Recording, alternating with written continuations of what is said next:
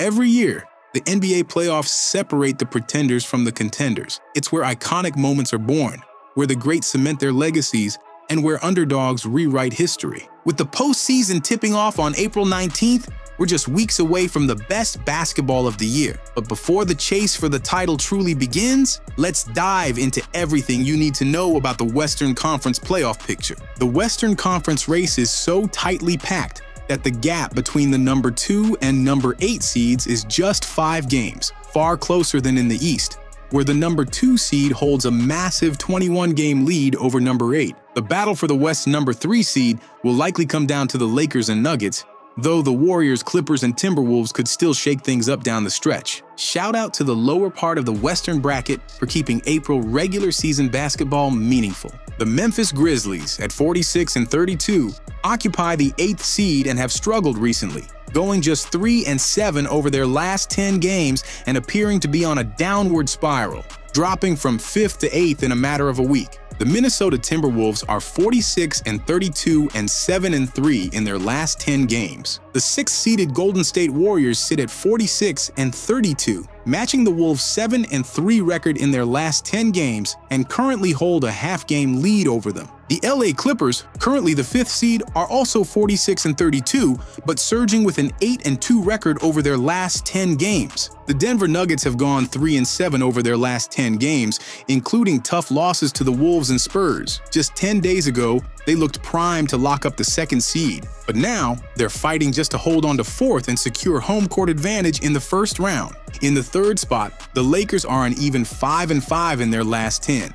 Boosted by LeBron's return. They hold a 48-30 record, giving them a half-game cushion over the Nuggets. The Houston Rockets remain steady at the 2nd spot, with a 3.5-game advantage over their closest competitor, built on an impressive 8-2 stretch in their last 10 games. A cushion like this might even be considered breathing room by Western Conference standards. And at the very top, the Oklahoma City Thunder are sitting comfortably with a dominant 64-14 record. At 8-2 in their last 10, they're using the rest of the regular season to lock down home court advantage throughout the playoffs. To say the least, this race is packed. Let's take a closer look at each of these teams, shall we? At 46-32, the Memphis Grizzlies are still in the upper tier of the play-in tournament, but their trajectory is trending sharply downward. In a stunning move while still fighting for playoff positioning, they fired the winningest head coach in franchise history, along with one of his lead assistants, the very architect of their innovative motion offense that famously avoids ball screens and handoffs. If those terms sound familiar, it's because on-ball screens and handoffs have been offensive staples around the league for years. But Memphis decided to zag while everyone else zigs.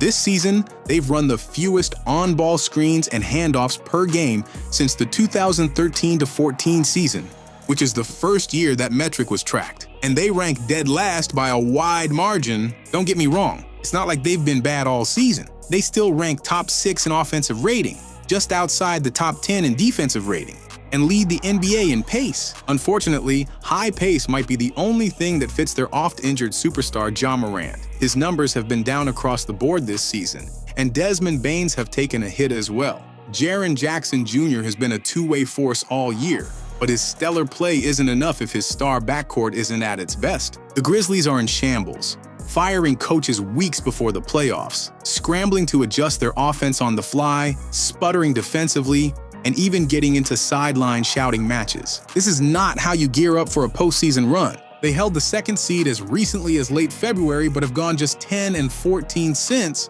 with most of those wins coming against bottom-feeding teams. The way things look right now for the Grizz, this is a recipe for a first-round exit. The Timberwolves, currently holding the 7th seed, just outside an outright playoff spot for now. If they manage to make it, it would mark their 4th consecutive playoff appearance. Last season, Minnesota reached the conference finals for just the 2nd time in franchise history. The vibes weren't great early in the season. Despite a rare playoff success, the Wolves made a financial decision to trade Karl Anthony Towns to the New York Knicks in the offseason, and it took time for them to integrate their newcomers, especially the ball-dominant Julius Randle, who's far less of a floor spacer than Towns was. At times, they still look unsure of their offensive identity, despite a proven coaching staff and an explosive young superstar in Anthony Edwards. But their defense, ranked 6th in the NBA, is their calling card. No surprise for a team anchored by Rudy Gobert, and a slew of perimeter pests ready to hound opposing ball handlers into oblivion.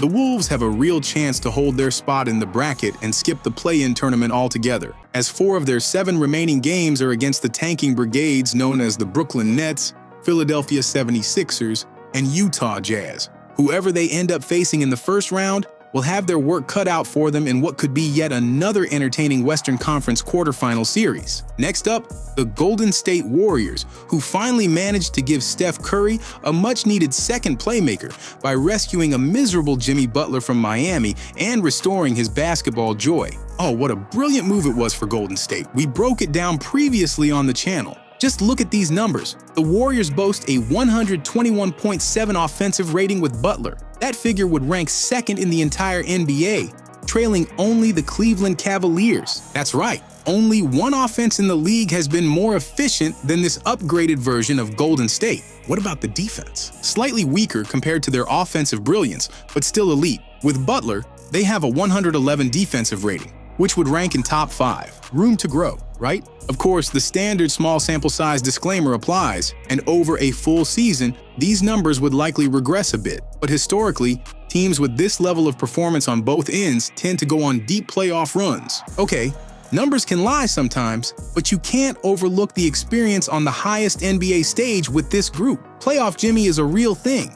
He dragged 2 lower-seeded Heat squads to the finals.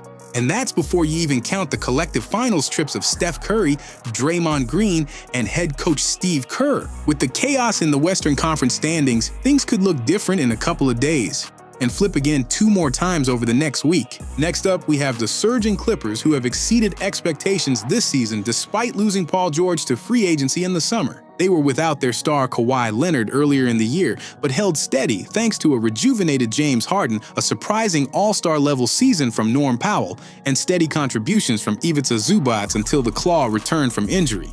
Leonard is starting to play his best basketball at the right time too, averaging 26 points, 6 rebounds, and 3 assists over his last 6 games while shooting 54% from the field and an elite 45.5% from beyond the arc. Wait, what? Yup, talent was never an issue with Kawhi, but his spotty availability and checkered injury history, especially in the playoffs, make him the ultimate yeah-but player. The Clippers don't lack experience on the coaching staff either, and the Tyronn Lue, Jeff Van Gundy pairing has repeatedly shown that when given time to craft a game plan, they can devise defensive schemes that frustrate even the best NBA players. Their season-long numbers are impressive as well. The Clips boast a top 4 defensive rating and the 6th best net rating, making them that proverbial team you probably don't want to see in the playoffs. Can the Clippers make a serious playoff run? Next up, Nikola Jokic and the Denver Nuggets. After dropping as low as 9th in the West in early December, the Denver Nuggets clawed their way back to the top of the bracket behind another MVP-level campaign from Nikola Jokic,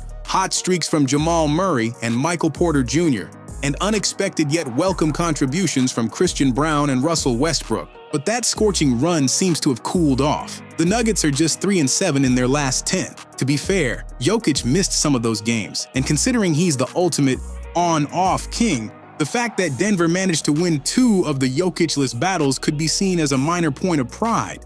Can they go on another run and climb higher up the bracket? Unfortunately for Nuggets fans, that doesn't seem likely, unless Jokic goes supernova again. 2 of their remaining games are against Memphis and Houston, all playoff caliber teams. And Denver has often struggled against strong competition this season, holding a 14-21 record against teams above 500. Jokic is averaging a triple-double while having a career year in scoring, assists, steals, and 3-point shooting, both in volume and efficiency. When a 3-time MVP is setting multiple career best marks like this, you know something special is happening. His brilliance alone should be enough to push Denver into the second round, even as the Nuggets' supporting cast continues to decline around him since their championship run. The Los Angeles Lakers, fresh off a big win over the #1 seed Oklahoma City Thunder, are showing they have what it takes to compete with the best. With LeBron and Rui Hachimura back healthy, Some might expect the Lakers to prioritize building chemistry and staying fresh for the playoffs, but that's not the message coming from head coach J.J. Redick,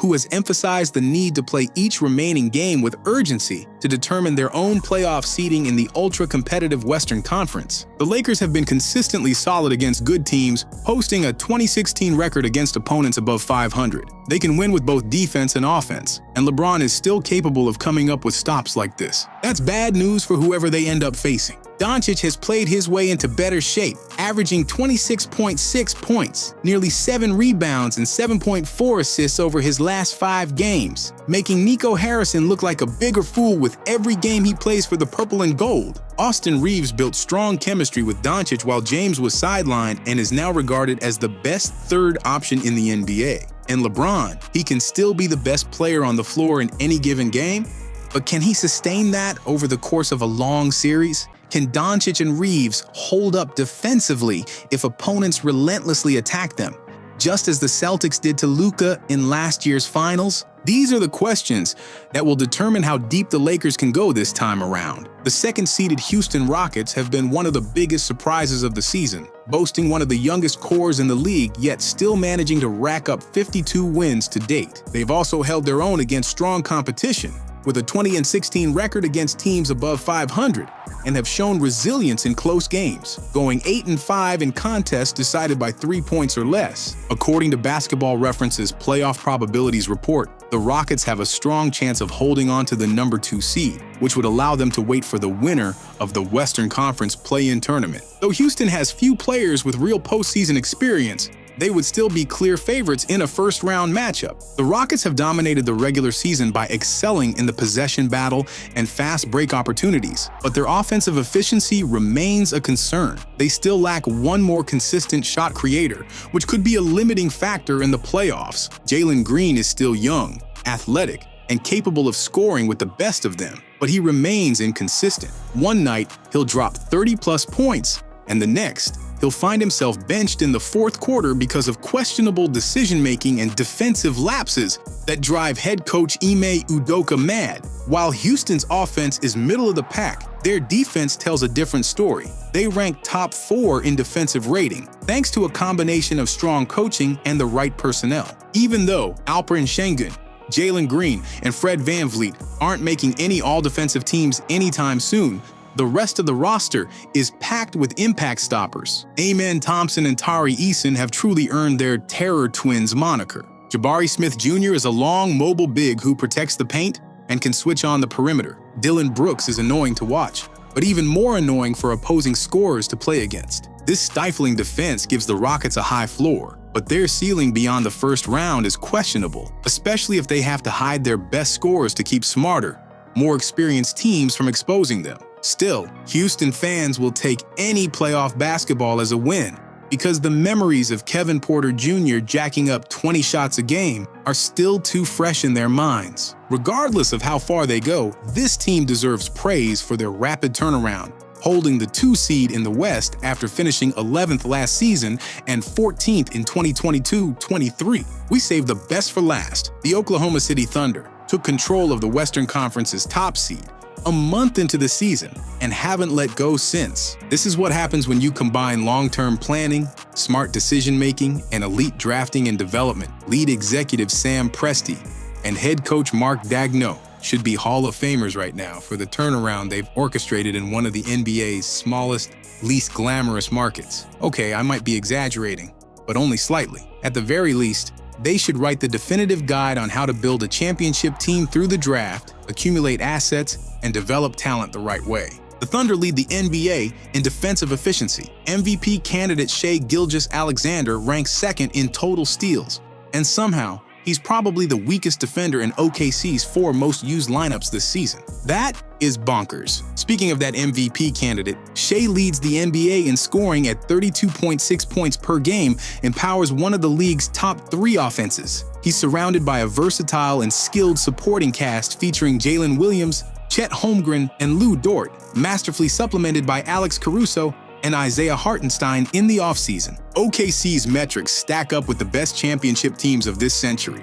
In fact, Their net rating this season ranks second only to the 1995-96 Bulls, the best in NBA history. That's right, the 72-win Chicago Bulls, led by Michael Jordan and Scottie Pippen. Among more recent champions, their net rating is nearly 2 points higher than the Steph KD Warriors and last season's Boston Celtics. At this point, it's hard to even bring up the usual nitpicks: lack of size, lack of playoff experience, because last season's playoff run and their off-season additions have addressed those concerns. To make a long story short, they should be in the finals. In fact, according to ESPN Bet, OKC is the current favorite to win it all, ahead of the Boston Celtics and Cleveland Cavaliers. Of course, this doesn't mean their playoff run will be smooth sailing. Every team has to battle through adversity and catch a few breaks along the way. But as far as postseason outlooks go, the Thunder's is as good as it gets. Drop your predictions in the comments. Who do you think will come out of the Western Conference? Which lower seed has a realistic chance to make a deep run? And if you're wondering about the Eastern Conference, don't worry, that breakdown is coming soon. So don't forget to like, subscribe, and hit the notification bell for more in-depth basketball stories